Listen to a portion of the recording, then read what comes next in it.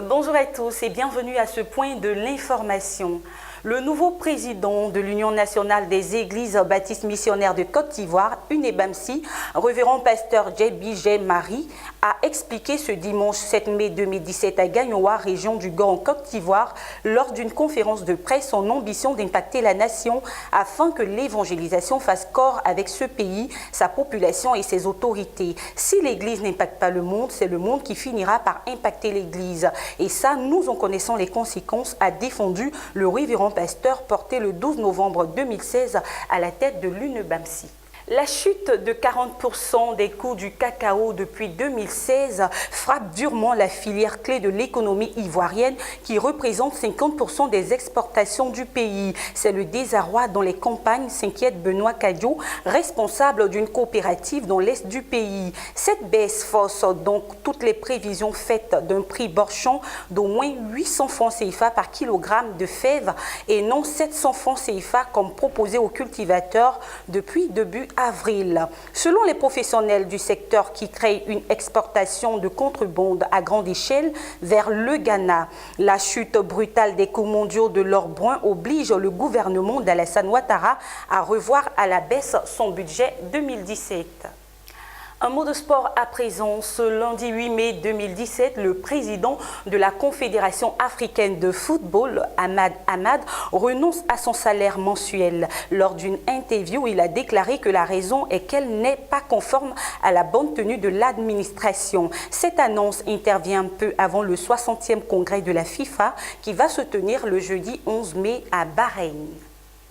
Toujours en sport, lors du tournoi de la Diamond League 2017, la sprinteuse ivoirienne José-Marie Talou, engagée en 200 mètres, a fini à la 3e place de la finale de cette épreuve.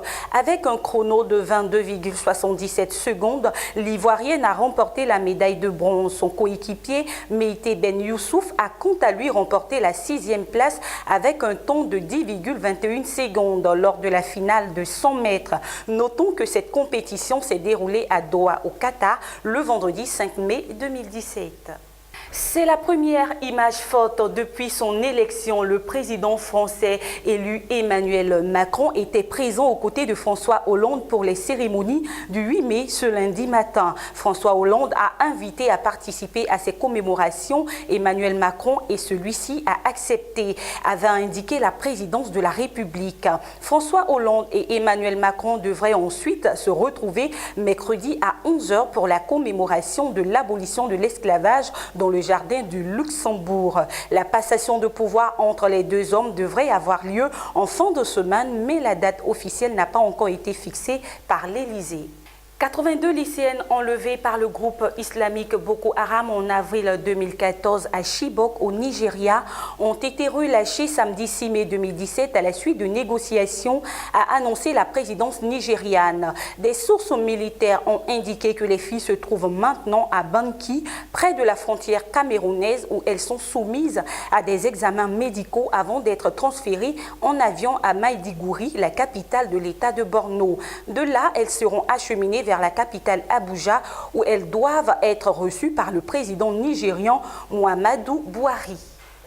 Le délai pour participer au prix suisse pour la prédication 2017 est fixé au 15 mai 2017.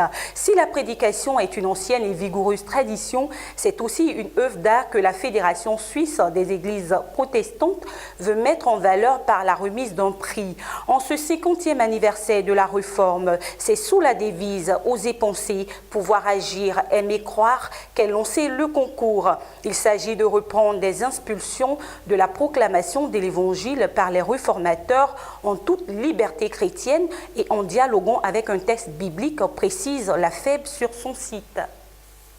Enfin, il avait promis et il a fait. Le 4 mai 2017, lors de la journée nationale de prière instaurée par le président, Donald Trump a signé un décret présidentiel protégeant les croyants et la politique de la foi. Celui-ci assouplit notamment l'interdiction faite aux églises et œuvres chrétiennes de s'impliquer dans les activités politiques. En vertu de l'amendement Johnson, les églises et associations à but non lucratif sont exemptées d'impôts à condition de ne pas participer à des campagnes campagne politique. Le ministère du Trésor ne pénalisera donc plus une personne, un lieu de culte ou une organisation religieuse pour avoir abordé des questions morales ou politiques du point de vue religieux. Voilà qui met terme à ce flash d'information. Merci de nous avoir suivis. Dieu vous bénisse.